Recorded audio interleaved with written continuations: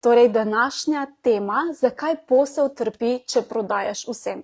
In sem s tabo želela deliti en zanimiv primer, da ti bo mogoče še bolj kristalno jasno, zakaj gre. Zdaj, jaz sem zbrala za primer, rečemo, da je to en zdravilec. Okay? Ali pa zdravilka, ne? Seveda prilagodi potem lahko sebi. In kot zdravilec imaš pač možnost zdraviti vse ljudi. In čisto verjetno normalno bi bilo, da lahko rečemo tudi, ok, jaz sem pa zdravilec, ne rabim se fokusirati, komu prodajam, ker pač vsi ljudje rabijo zdravje. In res je. A ne? Ampak kaj se potem običajno zgodi? Običajno se potem zgodi, da ni efekta. Da ni prodaje, da takšni ljudje, podjetniki pa podjetnice delajo s srcem, delajo vse ok, objavijo nekaj na družabnih omrežjih, ni dobenega odziva, potem mogoče dajo neko ponudbo ven, ni dobenega odziva, je približno tako kot samo tišina, a ne, samo čirički takrat se slišijo, če malo se pohecam. Ok, zdaj to je recimo en zelo taki plastični primer, seveda zdravilec lahko pač zdravi različne primere. Zdaj pa, zakaj v bistvu tvoj posel v tem primeru lahko trpi? Predstavljaj si, da če si zdravilec ali pa zdravilka, ali pa dajmo se vsi postaviti v to vlogo, a ne? In želimo seveda pomagati na eni strani recimo neki babici, ki ima mogoče že malo takšne oslabljene kolke ali pa ima težave, bolečine v kolkih, a ne, obrabljene kolke. In na drugi strani recimo imamo kirurga, ki je uspešen kirurg, uspešen zdravnik, ampak ker veliko pač dela te operacije, a ne, ga mogoče bolijo sklepi. Ima bolečine, ker pač mogoče ima bolj obrabljene že te sklepe. In seveda kot zdravilec bi lahko rekli, ok, jaz lahko pomagam, podprem obe te idealni stranki. Ok? Zdaj pa, če gremo korak naprej in pogledamo, kakšna bi bila recimo ponudba za te dve različne stranke. Seveda, to je zdaj taki zelo plastični pa banalni primer, ampak želim, da res razumeš, o čem govorim. Recimo, ponudba za kirurga ali pa nekega zdravnika, a ne, bi mogoče bila terapija. Ok, čisto normalno.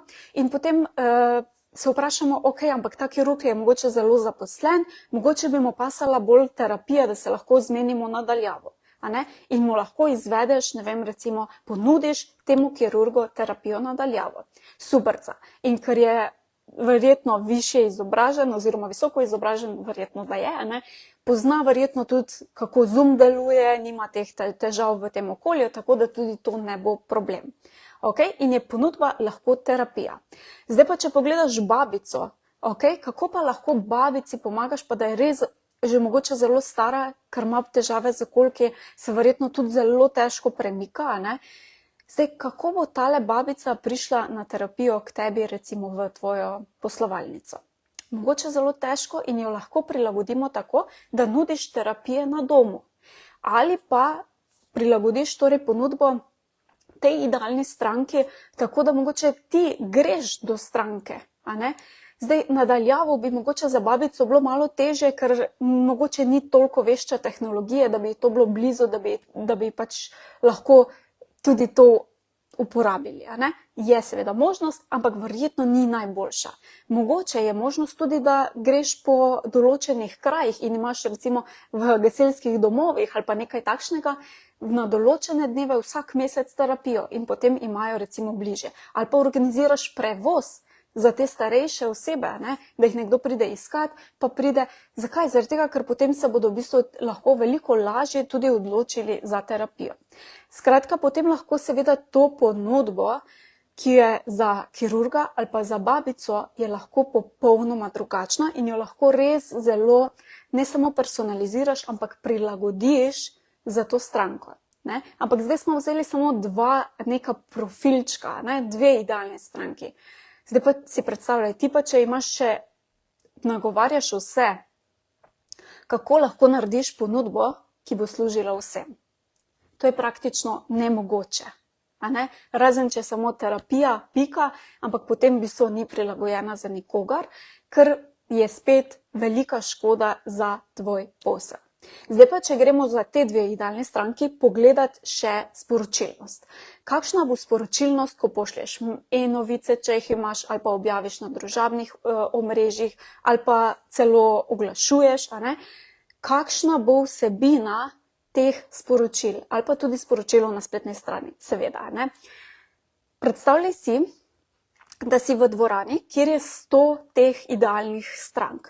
Pa si predstavljaj najprej za eno, se pravi, si v dvorani in imaš neko predavanje, želiš deliti to svojo ponudbo s temi 100 strankami in stojiš pred 100 ljudmi oziroma najprej pred 100 zdravniki in kirurgi. Okay? Potem pa imaš spet podobno predavanje oziroma podobno želiš predstaviti ponudbo, pa si predstavljaj, da si pred 100 babicami, ki imajo težave s kolki. A bo tvoje predavanje, tvoje sporočilo enako pri obeh ali bo ga treba prilagoditi? Zdaj, če si predstavljamo kirurge, ali pa zdravnike, bo verjetno zelo učinkovito, če ti predstaviš svojo metodo skozi različne raziskave, skozi strokovno literaturo, da jim ponudimo veliko dokazov, da to naše zdravljenje res deluje, da je alternativa in tako naprej. In bo čisto drugačna lahko ta predstavitev, kot predstavitev za babico.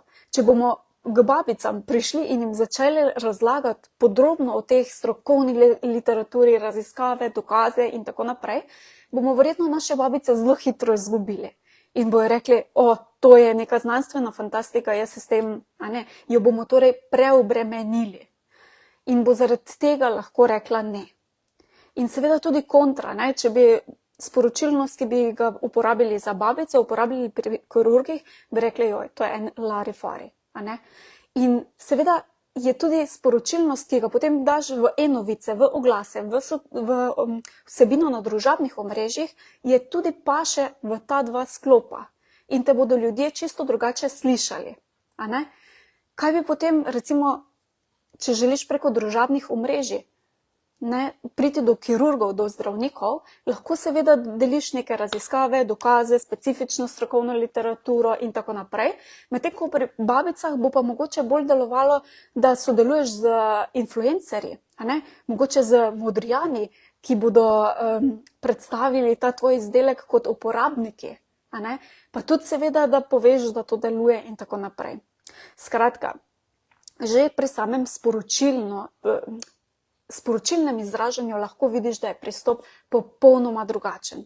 In če ti želiš nagovarjati oba ta sklopa hkrati in pa še vse ostale, kaj se bo zgodilo, da te nihče ne bo slišal, ker bo tvoje sporočilo tako zelo splošno. In je škoda, ker tukaj res zamuješ veliko priložnosti. In to, da izbereš v bistvu eno stranko, še ne pomeni, da ne smeš potem izbrati ali pa dopolniti, dodajati novih strank. Seveda lahko in imaš to možnost, ko imaš za prvo vse poštimano in ti laufa, če tako rečem. Zdaj pa, če pogledamo še primer za podstranke. Kakšna bo podstranke za kirurga oziroma nekega zdravnika in pa podstranke naše babice? Recimo, kje bo prvič mogoče zasledil nas nek kirurg ali pa nek zdravnik? Mogoče na neki konferenci ali pa na nekem strokovnem izobraževanju, bo šel na tisto izobraževanje, kjer bomo mi predavali kot neko alternativno metodo na konferenco in bo potem rekel, jaz pa želim to izprobati. In bo prišel kot stranka na našo terapijo in seveda potem, ko bomo mi to zrihtali problem, težave v sklepih, zapestih, bo mogoče rekel, jaz pa lahko tudi svoje paciente podkrepim s tem novim znanjem. In mogoče bo od nas želel, da ga mi naučimo, kako to delamo, da bo lahko potem uporabljal za naše stranke, ali pa bo mogoče želel, da mi to izvajamo na njegovih strankah. Se pravi, je pot recimo takšna, če si jo zamislimo.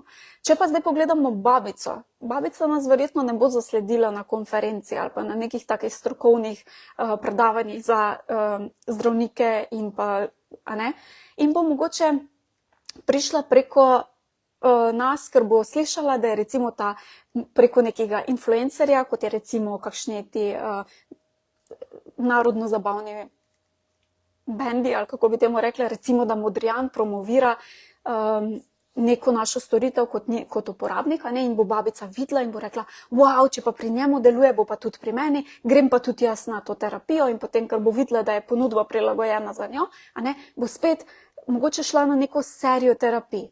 In potem, če pridemo do točke, ko se bo problem rešil, bo mogoče babica potrebovala samo še neke mini terapije za vzdrževanje. Jaz se zdaj to zmišljujem, mogoče to sploh ne obstaja, ampak samo toliko, da vidiš, da je tudi pot stranke, glede na to, katero stranko mi izberemo, čisto in popolnoma drugačna in so drugačni koraki. Okay? Tako da, kar sem želela pač ti predstaviti, to je, da če v bistvu res nagovarjaš vse, vidiš, da ni niti ponudba prilagojena za tvojo stranko, niti sporočilnost ni prilagojena za tvojo stranko in niti pot stranke ni prilagojena. Kar pomeni, da ko ni prilagojena za nikoga, v bistvu zamujaš ogromno priložnosti, ker če si samo predstavljaš, če nekje vidiš tudi sporočilo, pozor vsi ljudje, tukaj jaz vas zdravim. Ali pa če rečeš, pozor vsi podjetniki, ki ste preobremenjeni. Kje ti hitreje zastrižejo ušesa? Kje se prej ustaviš?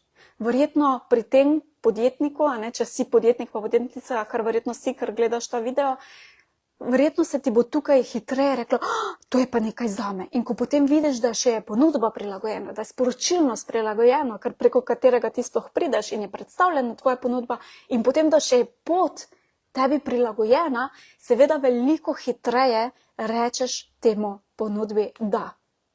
Okay? In še eno opozorilo, čisto za konec, preden zaključim, pa je to, da idealne stranke ne iščemo, ampak idealno stranko kreiramo, sami jo ustvarimo.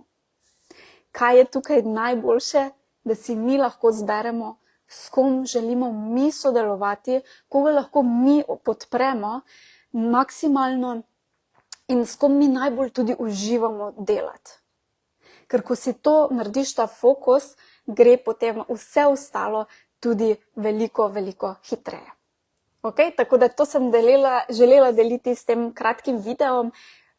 Tako da, jaz ti želim uspešno, te pa pozovem, da začneš razmišljati, če še nimaš fokusa, če še nima svoje idealne stranke, da začneš razmišljati o tem, kdo to je, s kom si ti želiš delati, katere stranke v preteklosti so ti mogoče že bile blazno všeč in so imele potem blazne tudi rezultate.